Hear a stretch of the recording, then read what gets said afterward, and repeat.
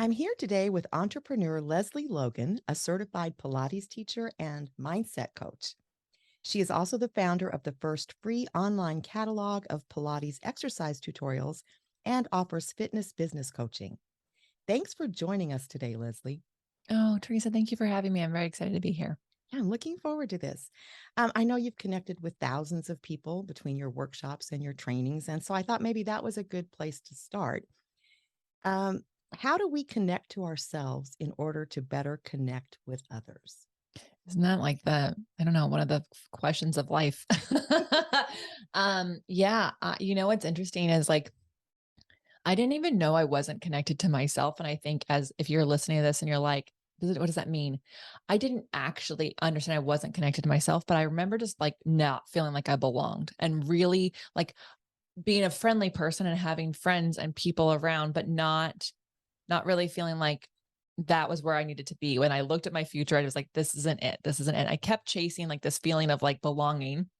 And when I found my first Pilates class and I was in the first exercises and I was feeling these parts of my body I never felt before, I didn't articulate it then, but years later, I was like, that's when I felt like I belonged because I felt like I belonged in my body. And so I think like whether it is like I found it applies practice, but maybe you find it in meditation, maybe you find it in a walk in a garden or a beautiful scenery. I think being able to like drop into yourself is key because relating to others is really hard to do if you actually like can't listen to what your body is saying. If your body's speaking and you don't speak that same language. So hopefully I'm answering that question, but I think for many of us it's like you're going to feel alone or like people don't understand you, people don't get you, you're lost until you find yourself. I totally agree with that. And I think it's interesting that most communication isn't verbal. Most of what we're communicating is from the body. And I think a lot of people are out of touch with their body. We've been focusing a lot ever since, I mean, clear back to the beginning of the shutdowns about ignoring our bodies being so stationary, right? Being Mhm. so sedentary. And a lot of people have health problems now related to that. So I think we do either we're not connected to it or we ignore it, which is disconnecting from it because we think it's more important that we finish our work or, do something else. So I agree with you. And I think most people may not be aware that anytime you have a thought or a feeling, we're so focused on the head, there's a physiological reaction. And if we learn to tune into that, it's a great source of wisdom and guidance. So Yeah. absolutely. You focus quite a bit on habits, I know, and I was wondering why you think they're important. And I love this one. How can they help us create more time for mindful practices? Yeah. So, well, first of all, your entire life is just built up by the actions you take, and the actions you take are mostly habitual. And so, and some of the habits you have, you don't even realize that you have them. Like you consciously did not set those up. So, if you are someone who checks your email before you go to bed, that might not be a habit you're proud of. You might want to get rid of it, but you get something out of it. There's a feeling that you get out of it, and that's why you do it. And so, to me, habits are important because we should be very conscious around the habits we're making so we can have the life we want to have. If you are feeling like you are out, like the dream life you have is so far away, well, really, you have to look at the habits you're doing on a daily basis that they'll tell you right now if you're going to have what you want to have. If you are a scarcity mindset person and you want to have this abundance of money, guess what? You got to change your habits. Otherwise, it doesn't matter. You're not going to have it. So, and then to go to your second question, like your mind, what there are different things you can do for a mindful practice. Some people meditate. Some people do. I have a red light therapy I like to sit in front of. Some people have a movement meditation. Maybe it's a yoga practice or Pilates practice or go for a walk. But like your mindfulness moments happen more often if they are a habit. If you're just doing them, we're like, oh my God, I'm stressed out. Now I'll go meditate. Right. Like I think I'm sure many people do. It's like, yes, I'm grateful you thought about that now. It would be really helpful if you'd already been doing it.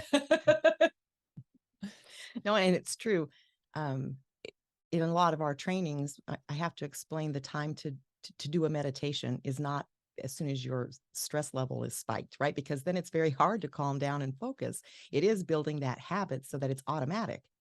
If Mhm. you practice all the time and it's a habit, then when something happens, that habit kicks in. You don't have to think about it. You don't have to remember to do it. And so I do appreciate that. There's a lot of opposing opinions about how long it takes to create a habit. So I was Yeah. wondering what your take is on that. Yeah, so I really like science. I think it's makes it easier when things are tested as opposed to opinions. And so I studied with BJ Fogg, and he is actually the behavior scientist of Stanford. Did a whole thing there, and he actually was the person that the founders of Instagram studied with, and some other people who are very famous on talking about habits. And so the truth is, you can actually build a habit within a moment. Remember, going back to my example of checking your email before you go to bed, you probably didn't always do that. So at some point, there was a reason you had to do it, and it provided a feeling in your body that your brain was like, I want more of that. Relief can be a thing that builds a habit, right? So habits, if you think, like I was always told when I was growing up, it takes 21 days to build a habit. And then of course, most of us don't have 21 consecutive days where we can do something before we mess it up. And then what happens? We're like, oh, I have to start all over again. You probably don't, but you just told yourself you do. So now you'd have to.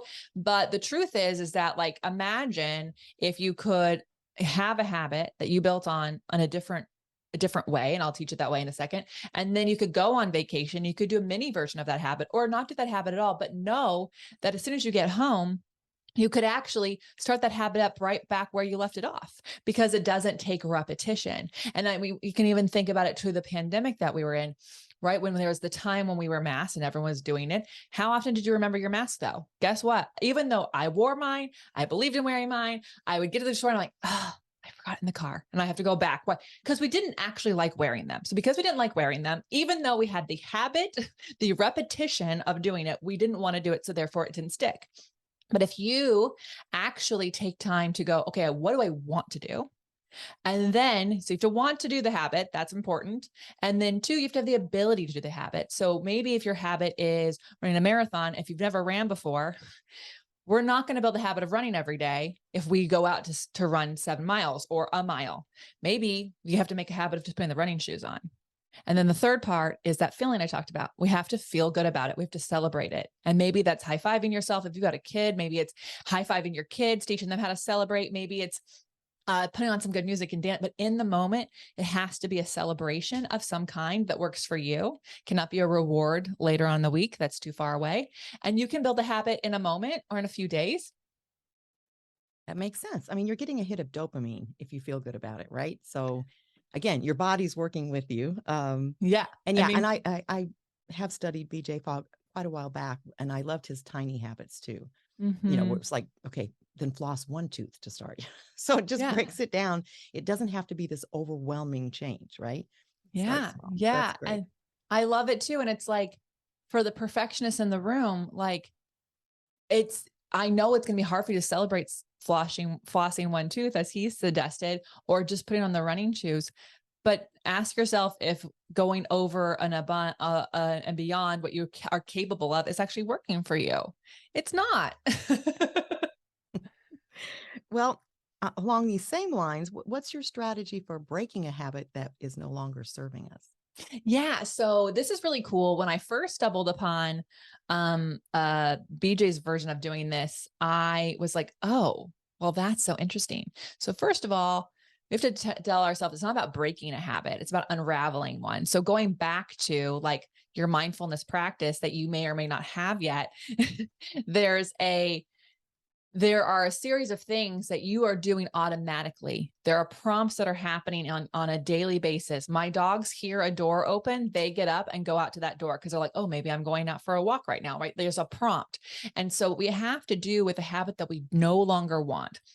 And bad is a strong word, because you are getting something out of doing it, that dopamine hit. So you might not like how many times you hit up your social media to see how many notifications you have, but there is a hit of dopamine your brain's getting, and that's why you go do it. So we have to actually think about taking the word bad out and taking the word break out, and actually going back to, like, what are the prompts that are causing me to go do the thing I'm doing?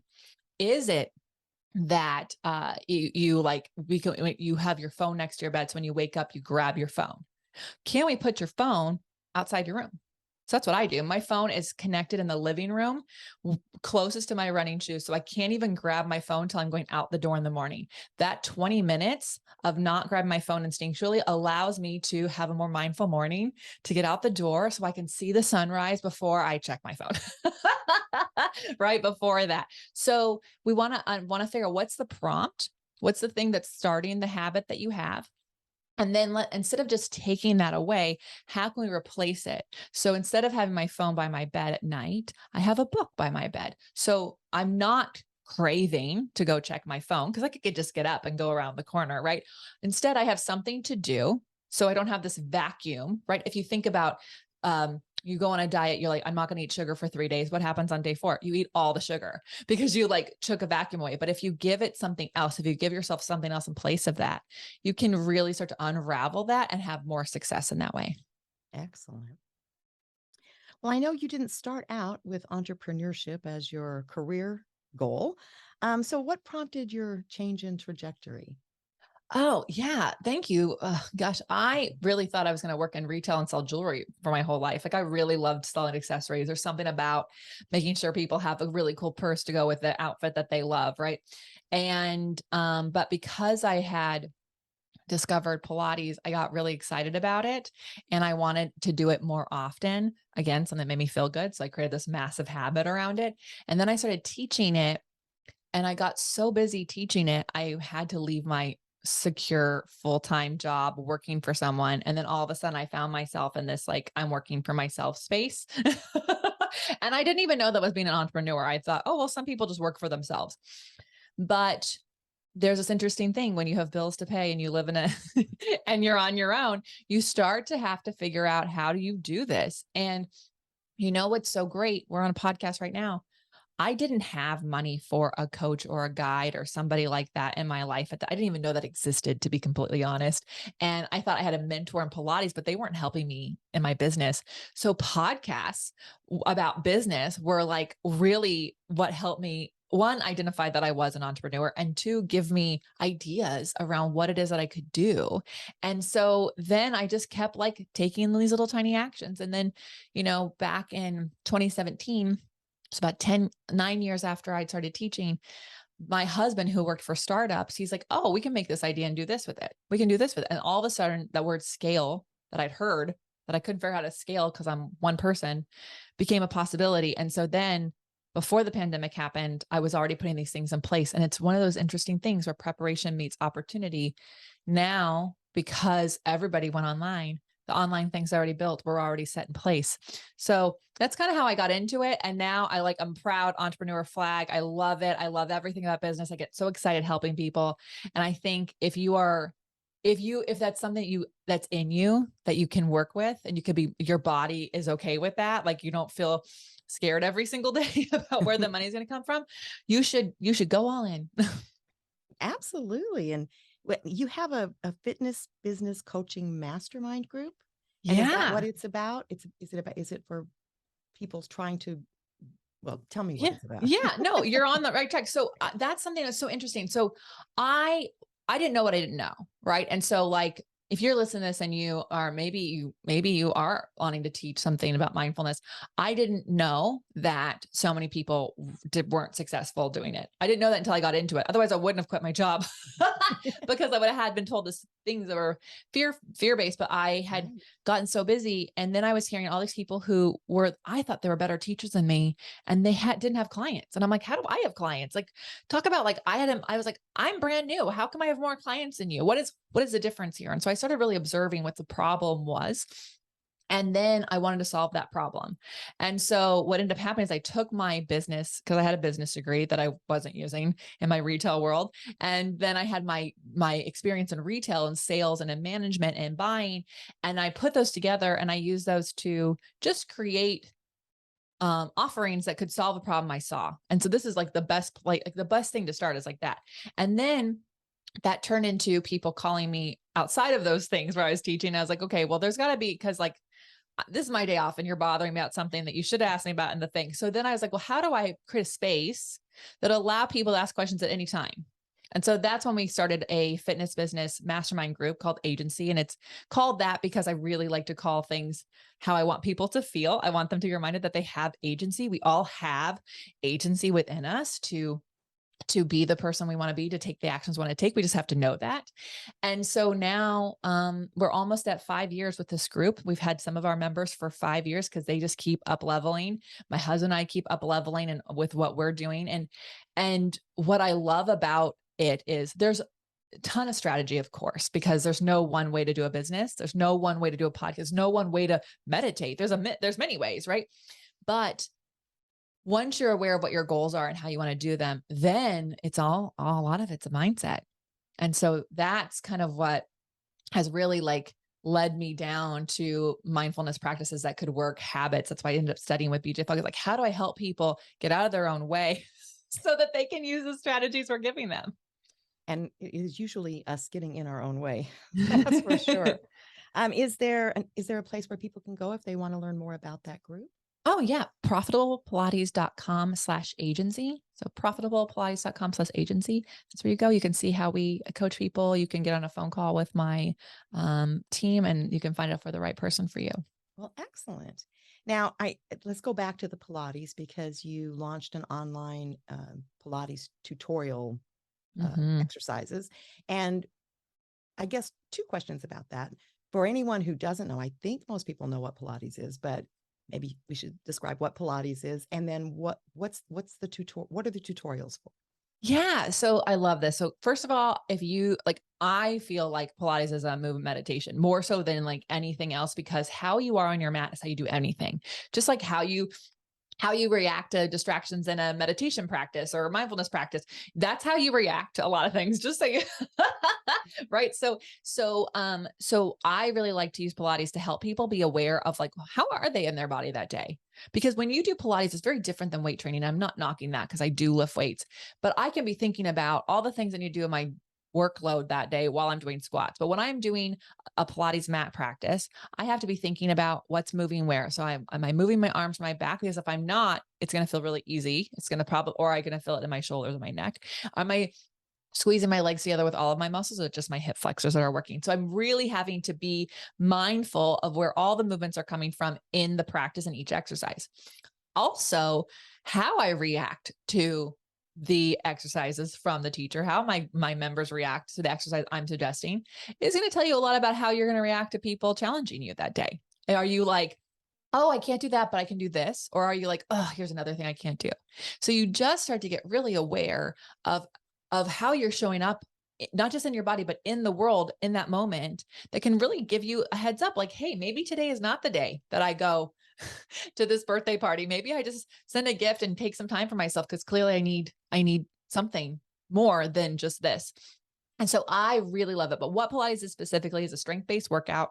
Joseph Pilates created it. It's designed to balance your imbalances, to create flexibility that is balanced with your strength. If you are overly strong, you will have injuries because you're too tight. And if you're overly flexible, you will have injuries because you don't have anything to hold it all together. So we have to keep both of those together. And you may know Pilates from all the equipment you see. We do teach classes like that, but I believe that the mat is the most accessible practice anyone can have. And you can do it anywhere you can lay on the ground. So I started with tutorials to help people fall in love with Pilates like I had fallen in love with it. And then that turned into online classes so that people could take one class. They have that same class all week long to take as many times as they want to compare themselves to themselves. And then I created these flashcards so that people who are like, or don't have access to the internet at the time, or don't want to necessarily take a 30-minute class, could create their own mat workout and use the tutorials as a physical card to create their own workout for the day. So I really believe that it is one way that we can have some more present time with ourselves in a very busy day. And then you get a workout while you're doing it. That's fantastic. And I appreciate a variety of contemplative practices for people because, meditation isn't for everyone, or maybe yoga is not for someone. So I love this emphasis on the mind-body connection and doing the Pilates. So that's wonderful. If someone is interested in checking out Pilates, where can they find information about your online tutorials and other classes? Oh, thank you. Onlinepilatesclasses.com. So very easy. If you want a free class, you can go to onlinepilatesclasses.com/free. We also have, if you're like, oh, this is really intriguing, but I'm not sure, I've never done it before, you can find out on the site, you can find an intro series. So if you're brand new to Pilates, we have that. It's not a membership. It's just a series you can do as many times as you want. You'll see the free tutorials. You'll see the flashcards. It's all there. And you can ask me any question you have about whether or not it's right for you. Well, wonderful. Well, I appreciate you introducing that what might be new to someone if they're focusing on mindfulness, because I didn't get the connection right away. And again, what pops into my head because I'm older is the original, I don't know, it looked like a rowboat thing that, you know what I mean, that was Pilates and we had one. But I think this is a fantastic alternative for someone who is, and maybe also trying to enhance their health, their physical health. So you're getting a twofer, right? Yeah.